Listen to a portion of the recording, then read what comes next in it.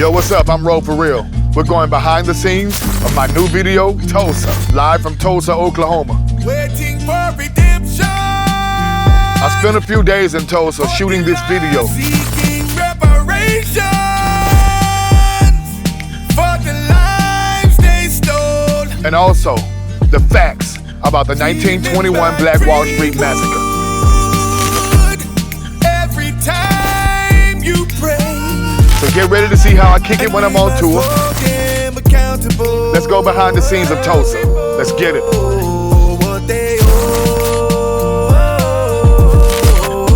the people say. You know, I'd never been to Tulsa before shooting this video.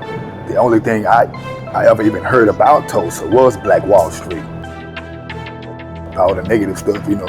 So I came here not knowing much about the rhythm of the city.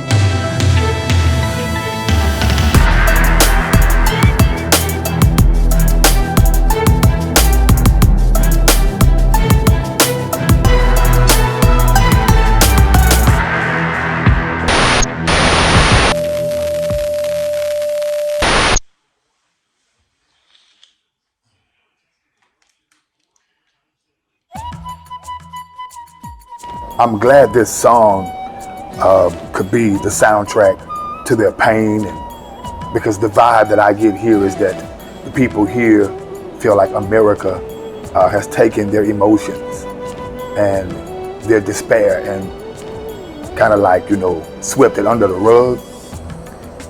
And the people here are desperate, they're vulnerable for their story to be heard.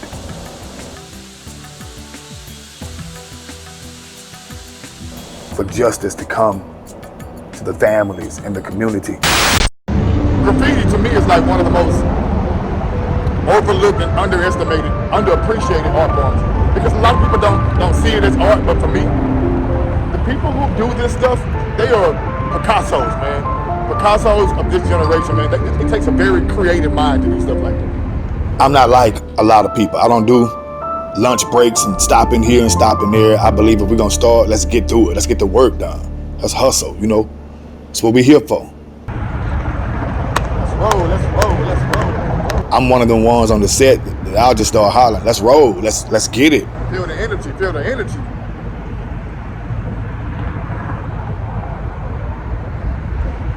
You gotta really, really believe in what you're doing when you do stuff like this. Man, I gotta tell you, this morning I was just feeling all the responsibility in my chest to do this right. That's the perfect word, responsibility, man. Like, you know, there's a responsibility to tell this story correctly. You do it wrong, you do it with half a heart, it's not right. And I'm such an energizer. Like I feel the energy in this neighborhood. Ain't no break with me. I don't do breaks. When other people are sleeping, I'm up.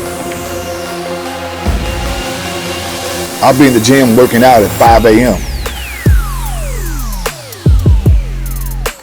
2 o'clock in the morning, I'm on the computer, creating something. It's a grind, it's a hustle, you know?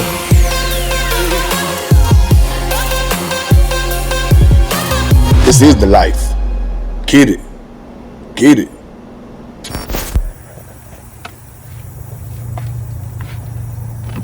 We're out in the middle of nowhere.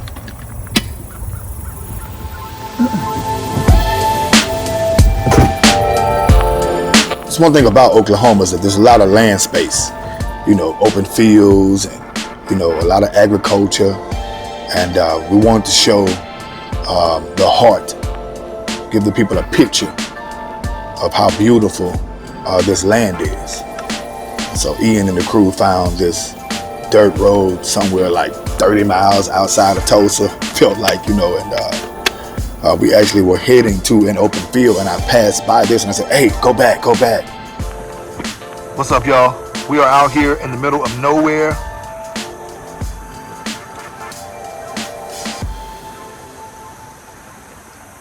Pretty cool though.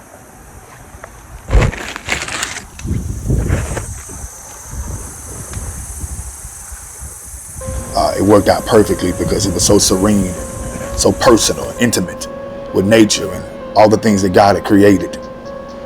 And I felt like it was a vibe there. So let's shoot here. And they say, well, what about the other? Don't worry about that. Follow the vibe. I'm like that with everything. Follow the vibe. Your spirit gonna tell you where you're supposed to be. Dude, this look like something from one of the movie scenes, like one of those old movies. Look at this, man. You know one of my real talents is I can memorize the lines to pretty much any movie. I can memorize the lines of the movie. Yeah, right. Any movie. Name a movie, and I guarantee you, like on the spot, I can memorize. I can do a quote from one of those movies, man. Harlem Nights. Harlem Nights. Sugar, my girls don't steal. Oh, now you want to shoot me in my pinky toe.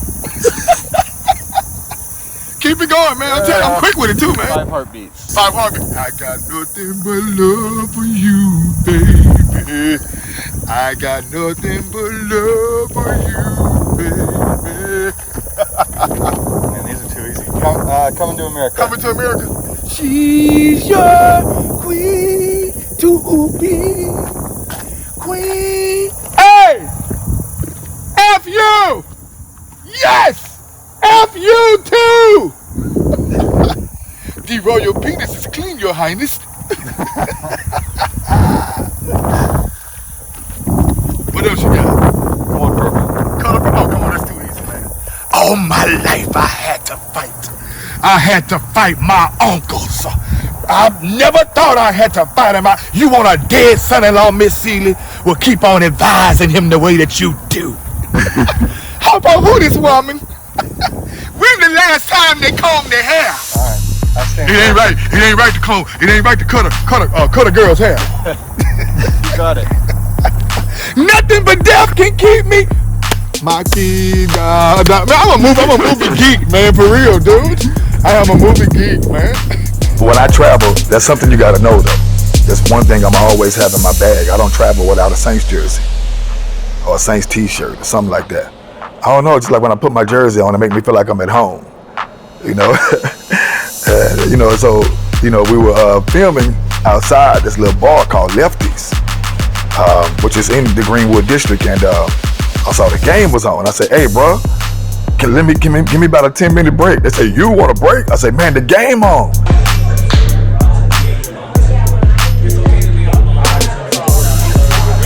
So we go inside this little spot, and of course, where we are is all these Cowboys fans, and ain't no who that's out here. You know what I'm saying?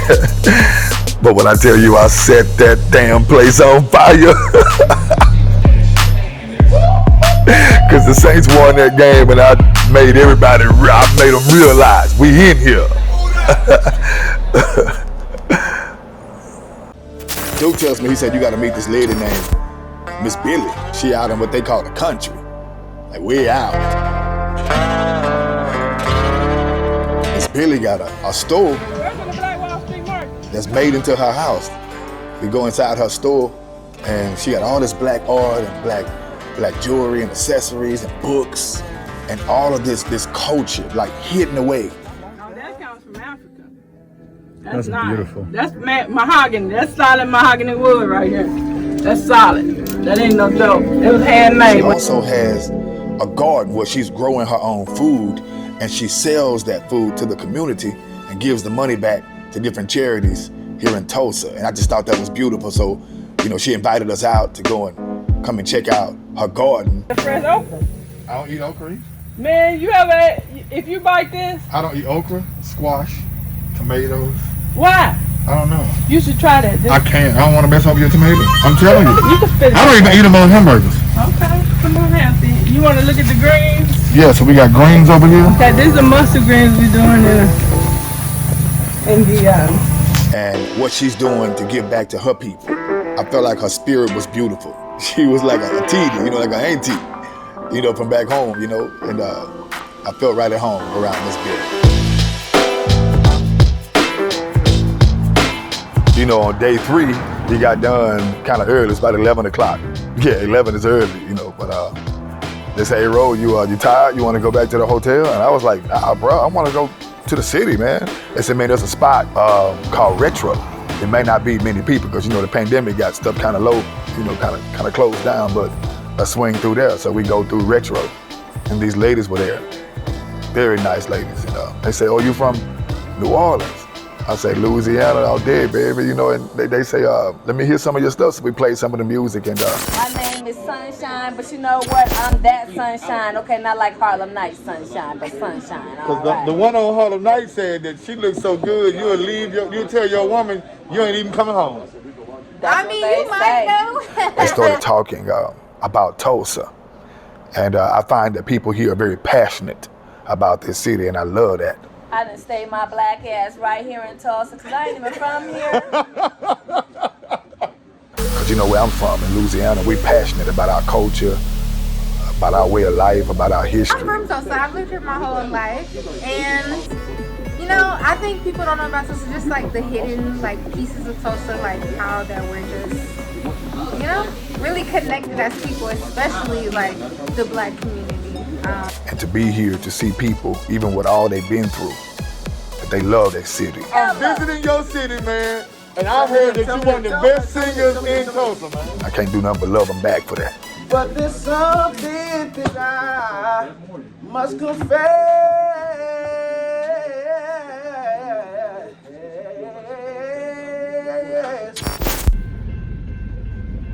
They built that highway pretty much to divide the black community, and it worked exceptionally well. Everything fell off after that. I mean, anything that was hanging on.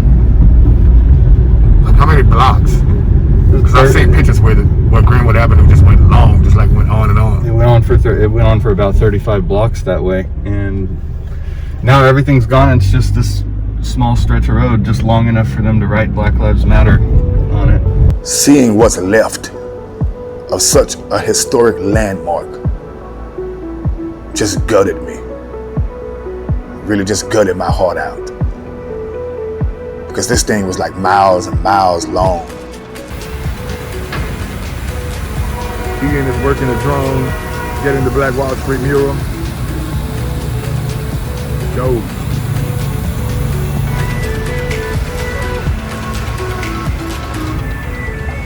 And I don't know how to properly explain the torture that this has caused on this community and just black people everywhere.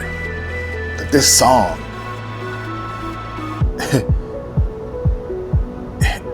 it's not enough.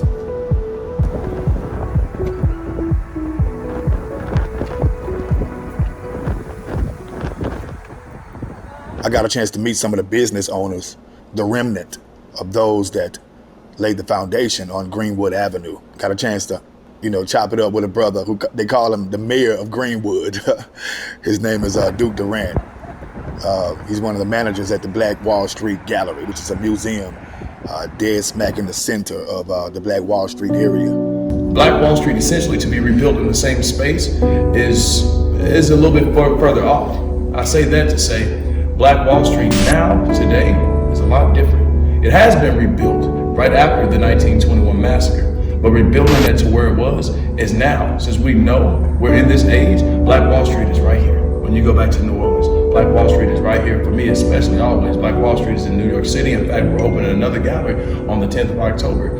The Black Wall Street Gallery is in New York. It's in anybody who comes in here and they're educated then and they know it's in Chicago, it's in California, it's all over the country, it's all over the world, and we have that responsibility. History has it that a black boy was blamed for something that he did not do by a white girl. She ran and told the white community, and a mob grows to find this black boy who really was innocent. They had people to prove that he did not do what she said that he did to her. And this mob went through the black side of town, which is the Greenwood district. And these people were very prominent people, They had hotels that they owned, grocery stores, pharmacies, anything you can think of. These black people owned it, and many of them were not even from Tulsa. They came to Tulsa because they heard of the prosperity that black people were getting here, and people from everywhere came here. They wanted to be a part of this movement, and it just grew and grew and grew and grew. People were working together, sharing wealth with each other, and the black side of Tulsa began to grow much faster than the opposite side of town. So what you had were, you know, some white people in this area who really didn't like to see so much prosperity and success with what they considered colored people on the colored side of town, or the Negro, the niggers, you know, and all they needed was an excuse to burn it down, you know. So this mob just grows, and it grows and grows, and they get on trucks with their guns, and before you know it, they go through this area shooting and just killing people, just murdering people. They burned every business down, every law office, every dentist, every theater, every hospital. They had their own hospital. They burned it down for miles and miles and miles. And history records 300 to 500 people were murdered. And to this day, nobody has found those bodies. And just for me, it's a tragedy if here we are with all this science and technology. You mean tell me we can't find where them bodies at, man? You know, we can't do right, bring some justice to a community that was pretty much dissolved due to jealousy. It just ain't right, man.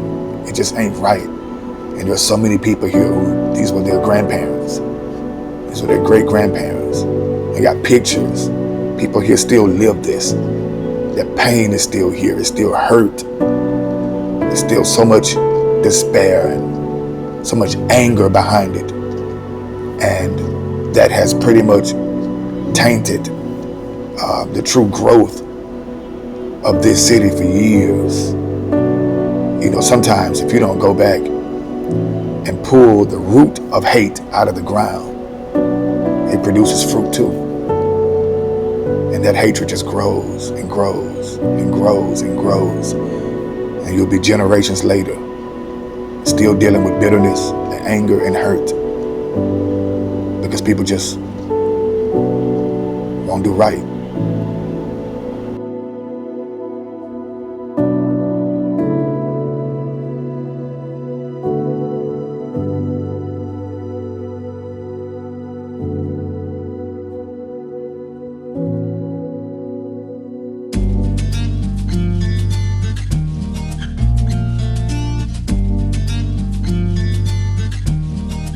Waiting for redemption,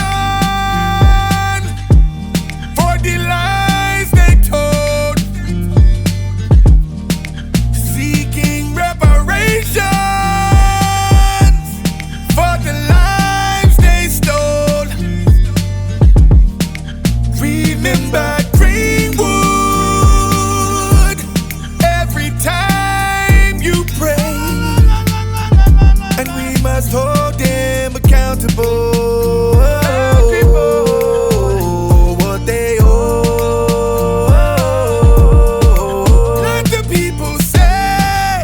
Let the people say. Ashe, ashe, eh, eh. Let the people say. Ashe, ashe, ashe. God, we need their power, their strength and their pride. Taking back what's ours, with no fear in our eyes. You know they want us to just forget what happened. We got that blood inside us, flowing like a river inside us. Oh, let the people say. Ashe, ashe, eh, eh. I can feel them roaring down inside. Ashe, ashe, ashe.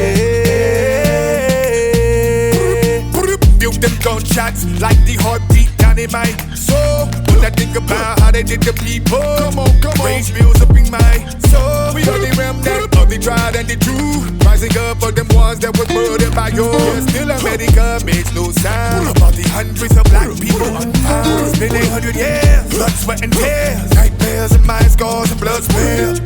About the hundreds of black people still lost and unfound. And don't nobody know where them black bodies went. We keep on forgiving, but they won't even repent. They must be accounted for what they owe. Let the people say, let the people say, Ashe, Ashe, yeah.